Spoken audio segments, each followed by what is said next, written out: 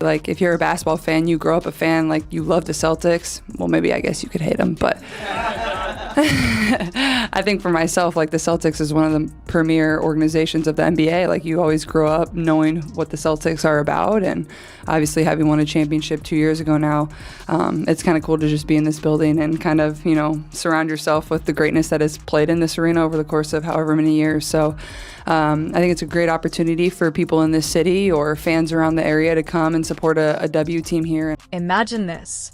Playing the same Connecticut Sun team that gave her that notorious eye poke and body check back in June, Caitlin Clark and the Indiana Fever enter Boston's historic TD Garden.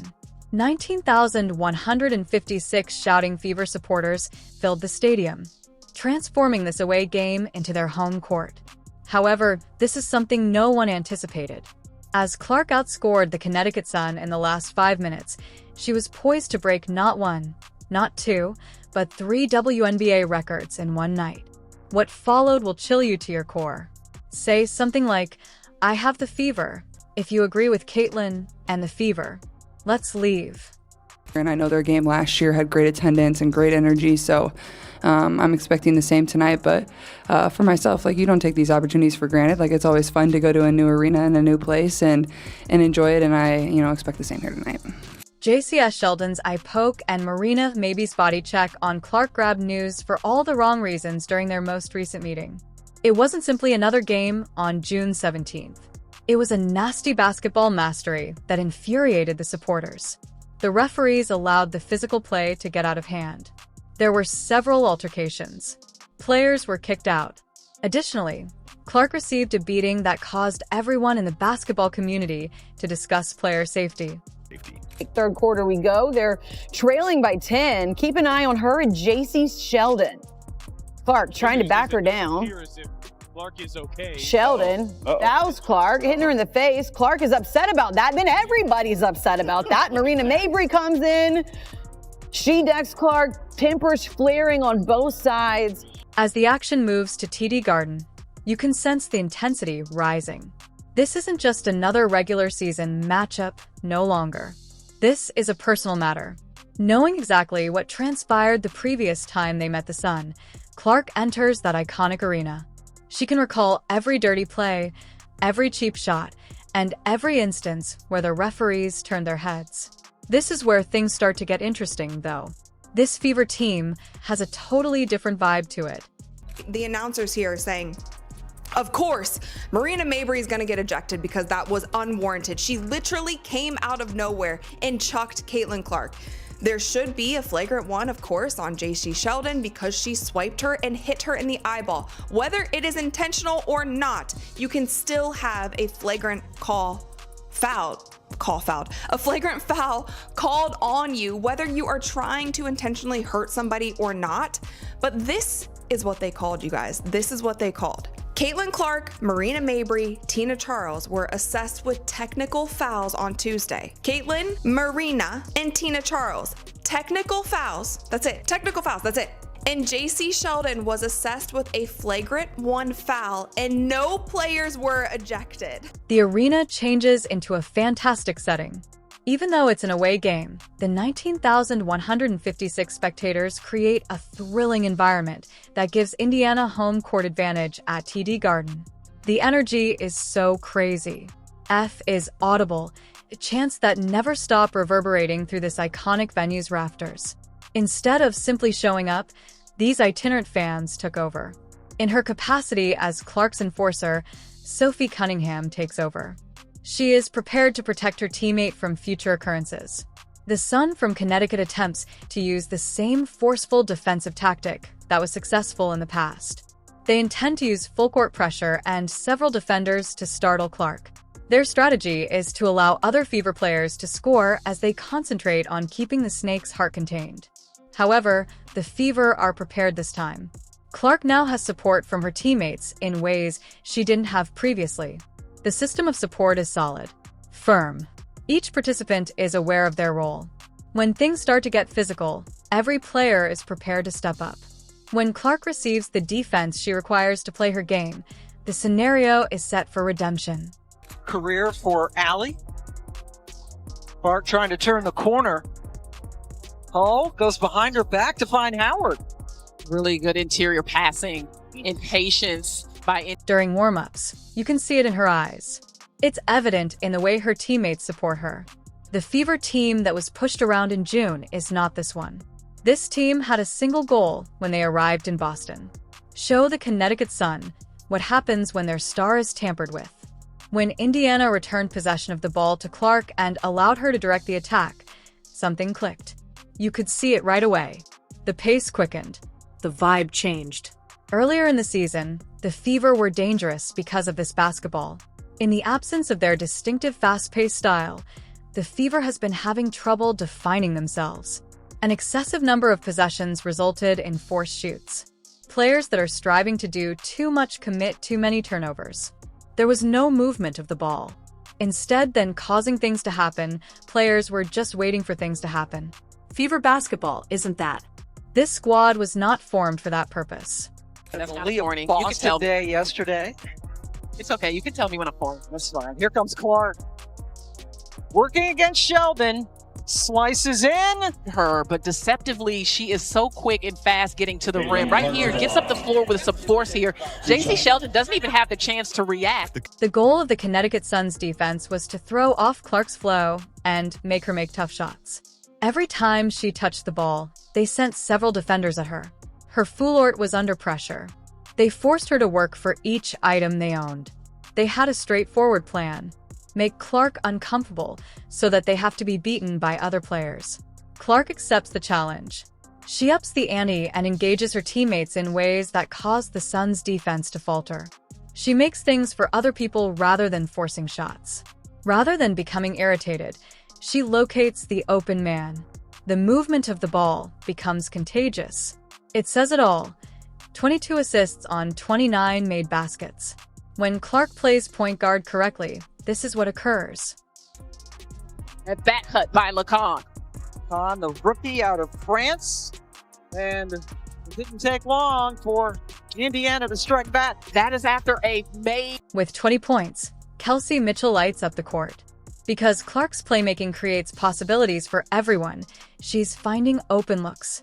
The Sun is no longer able to assist Mitchell. They are unable to be dishonest with Clark when Mitchell is making shots from all directions. Her goal serves as the ideal tribute to Clark's demise.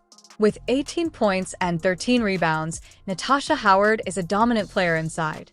The balanced attack is operating flawlessly. The Suns' defense is overworked, so Howard gets easy looks in the post. She is tidying up the boards. She's concluding with a strong rim. When you have several weapons and the defense is unable to concentrate on a single player, this is what occurs.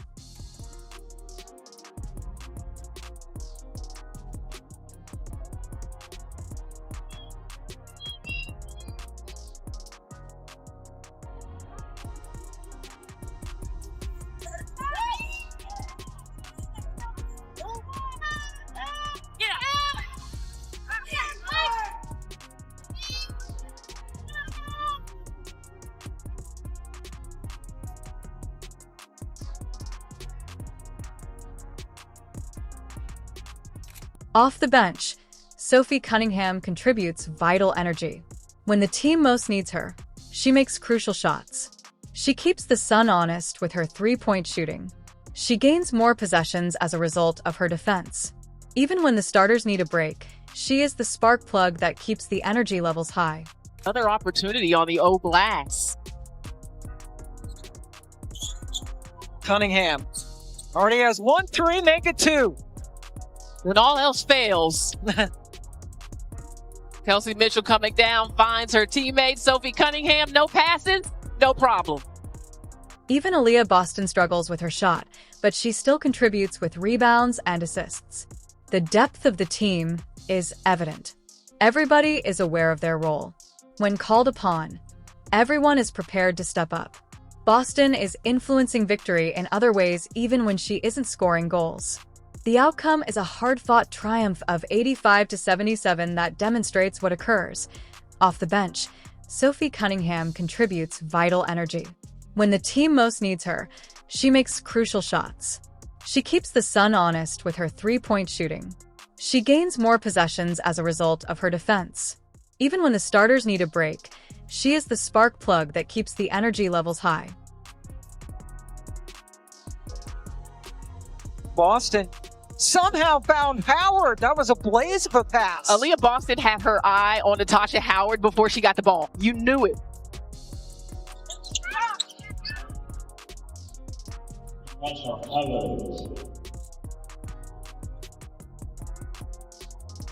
Even Aaliyah Boston struggles with her shot, but she still contributes with rebounds and assists. The depth of the team is evident.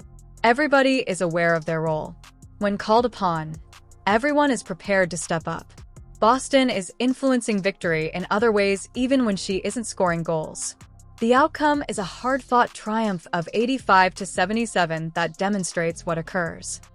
And Sheldon is going to keep the pressure on Clark. You see Tina Charles with the responsibility of guarding Aaliyah Boston. High hedge on the ball screen on Clark. Inside perfectly. One thing you know about Tina Charles, she has every shot in her arsenal. Now Sheldon, the height disadvantage against Howard. Yeah, good recognition. Clark was quietly pursuing 3 separate WNBA records while everyone else was concentrated on the team's performance. Silently, the numbers were increasing in the backdrop. Every game with 5 or more assists, every three-pointer, and every assist. No one in the arena understood that they were witnessing the making of history. An intriguing tale is told on the stat sheet. On paper, Clark's shooting stats appeared to be lacking. She only made 4 out of 14 field goals and 1 out of 7 three-pointers. For a superstar, those kinds of figures typically indicate a rough night. This is where things start to get interesting, though. Regardless of Clark's shooting percent, her total influence was significant in other ways. Yeah, you were announced today to obviously be in the three-point contest. Just what went into that decision? What does it mean to do it for the first time in front of the fans in Indiana? Yeah, I mean, not much went into it other than yes, I guess. Obviously, it's exciting. I've never participated in a three-point competition before, never practiced before, so just go out there and have fun. I think the lineup of people competing is tremendous. So more than anything, it's just going to be really great for our league and for women's basketball as a whole, just to have a lot of fun and experience that. So yeah, I'm just excited. I think Friday, the skills competition, and that will be a really exciting time, and we'll lead right into Saturday of a really great game as well. There was no fanfare when the first record dropped. With 450 career assists, Clark became the WNBA's fastest ever player. It only took her 53 games to do it. It's completely crazy when you consider it. To put this accomplishment in perspective, Tisha Pinheiro held the previous record. In 62 games in the late 1990s, she accomplished the same feat Clark broke that mark by 9 complete games. Even while 9 games might not seem like much, that makes a huge difference in a league where every assist counts. Offensive rebound by Nelson Adota, and this time she was stuffed by Howard. Hull spots up and nails it.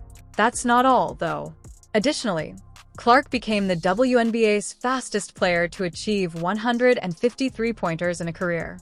This performance demonstrates her capacity to score from any position within the court. She is more than a mere bystander.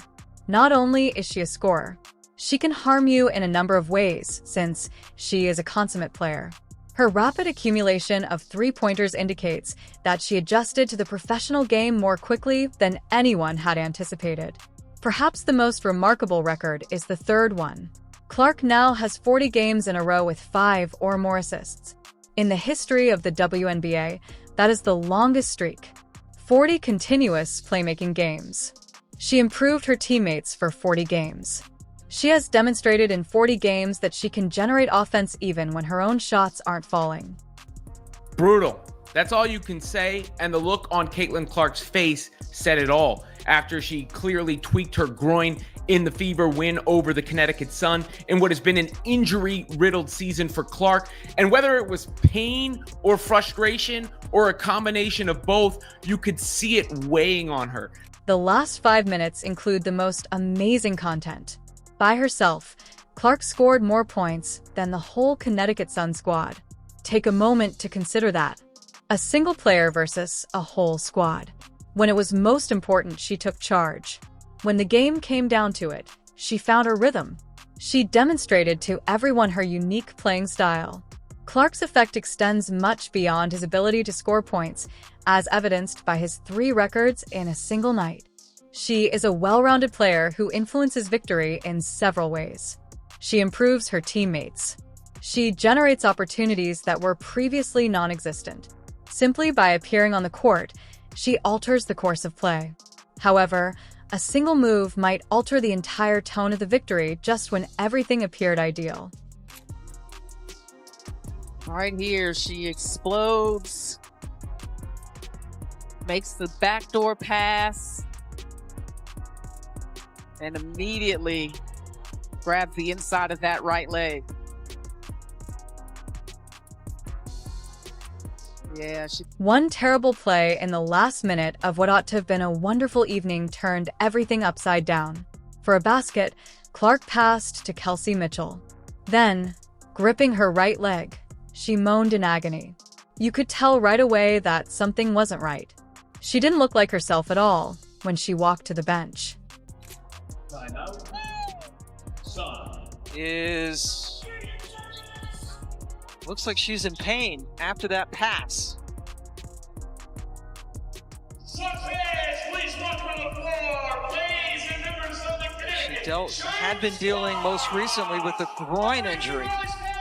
It looks like Clark hurt her right groin again, the same spot that had recently been giving her trouble.